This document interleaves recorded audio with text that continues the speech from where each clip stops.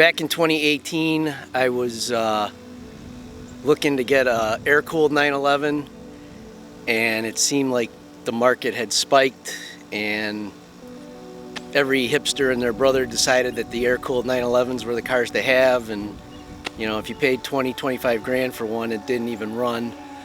So I started looking at the liquid cooleds. I had a buddy who had a 996, talked to him. We were talking about 996s, 997s, Boxsters. I found this particular 997 at a dealership in Fort Wayne, Indiana. I live outside of Chicago. I live in Lombard, Illinois. Called him up, told my buddy about it. He's like, you know, do you know any history? And I said, no, the only thing I know is it's got 115,000 miles on it, and they're asking like 30,000. And he said, all right, let's go take a look at it. Went and looked at it. Was gonna get a PPI. My buddy flogged the car on the way to the mechanic shop. The salesman was beside himself.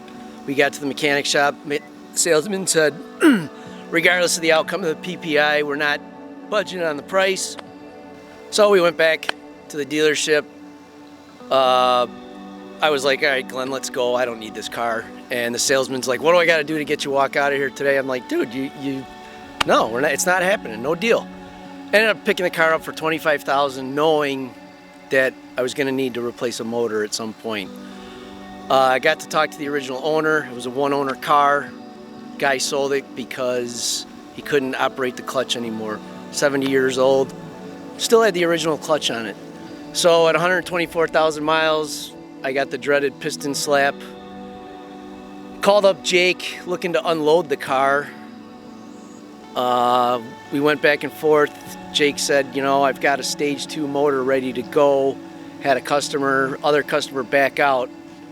He's like, you get your car down here and I'll put the motor in your car. So when I got the car, you know, I knew it was tired. It had 115,000 miles on it, but there was no indication of IMS bearing failure. It was a one-owner car, older gentleman. You know, first 3 years he had the car, he averaged 20,000 miles on it. It was a lease car. Initially, he bought out the lease, and then he was just averaging about 5,000 miles a year, running back and forth between Indiana and Florida. So it had a combination of warm weather and cold weather exposure.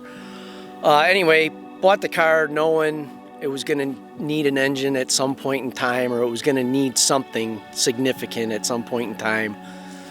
At 124,000 miles, I had to send it to Jake. And I had never driven a 911 before. I had driven a Boxster before, and it was fun, it was cool, but 911 was like, always seemed to be an unattainable dream. And I was mildly impressed with the power when I first got the car, but when I got the car back from Jake, it was no longer the same. It wasn't the same car. It was a monster. I mean, it just pulled harder, and you know, the seat of the pants tachometer was, you know, off the scale. It was awesome. But yeah, I paid every bit as much for the engine as I paid for the car. But these aren't small block Chevys that you can buy parts at your local grocery store for. This is a specialty motor. This is a specialty car. You know, it's your entry level into the supercars or hypercars, whatever they call them. But yeah, no, I no regrets doing it.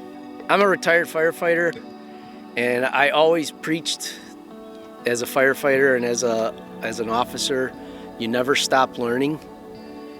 And a week before I retired, a week before my last day on the job, I was in school. And coming to this class, I would have loved to have been able to be here with Jake when he built the motor, but it was COVID, and obviously that wasn't possible. So I drove 800 miles, drove my car here 800 miles, 1, to meet Jake, and 2, to learn.